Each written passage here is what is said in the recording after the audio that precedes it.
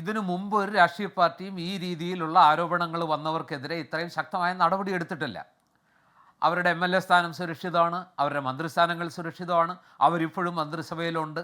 അപ്പോൾ സ്വാഭാവികമായിട്ടും നിങ്ങൾക്ക് എന്ത് ധാർമ്മിക അവകാശമുണ്ട് ഞങ്ങളെ ആക്രമിക്കാൻ? ഞങ്ങൾ ആരോപണം ഉന്നയിക്കപ്പെട്ടു, ഒരു FIR ഇല്ല, പോലീസ് സ്റ്റേഷനിൽ ഒരു പരാതിയില്ല, പരാതിക്കാർ വ്യക്തമായിട്ട് രംഗത്ത് വന്നിട്ടില്ല. ഇതൊക്കെ ഇല്ലാതിരുന്നിട്ടും ഞങ്ങൾ നടപടിയെടുക്കുന്നു. ആ നടപടി എടുത്തിട്ട് നിങ്ങൾ പറയുന്നു പോരാ പോരാ പോരാ എന്ന് പറയുന്നു. നിങ്ങൾക്ക് എന്ത് ധാർമ്മിക അവകാശമുണ്ട്?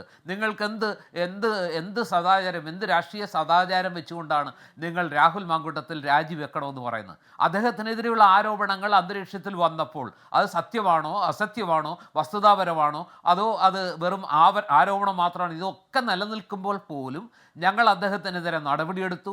വെറും നടപടിയല്ല, വളരെ ശക്തമായ നടപടിയെടുത്തു. പിന്നെ നിങ്ങൾ ആവശ്യപ്പെടുന്ന പോലെ രാജി എന്ന് പറയുന്നത്, MLA സ്ഥാനം എന്ന് പറയുന്നത് പാർട്ടിക്ക് മാത്രം അങ്ങ് രാജിവെപ്പിക്കുക. അതിനകത്ത് കുറച്ച് സാങ്കേതികത്വങ്ങളുണ്ട്.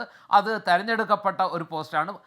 അതിൽ നിന്ന് രാജിവെപ്പിക്കുമ്പോൾ രാഷ്ട്രീയമായിട്ടുള്ള മറ്റു ചില കാര്യങ്ങളും അതിനകത്ത് ആലോചിക്കേണ്ടതുണ്ട്.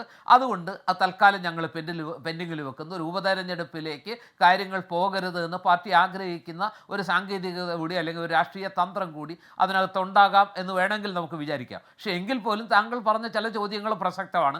ഒരു വശത്തൊരു ആരോപണമില്ല, FIR ഇല്ല, പരാതിയില്ല, പരാതിക്കാരികളില്ല എന്ന് പറയുന്ന അതേ പാർട്ടി തന്നെ എടുക്കാവുന്നതിൻ്റെ മാക്സിമം ക്യാപിറ്റൽ പണിഷ്മെൻറ്റ് പോലുള്ള പണിഷ്മെൻറ്റാണ് രാഹുൽ മാങ്കൂട്ടത്തിന് കൊടുക്കുന്നത്. അതെങ്ങനെ പൊരുത്തപ്പെടും എന്ന ചോദ്യത്തിന് ചില കാര്യങ്ങൾ പാർട്ടിക്ക് മനസ്സിലായിട്ടുണ്ട്.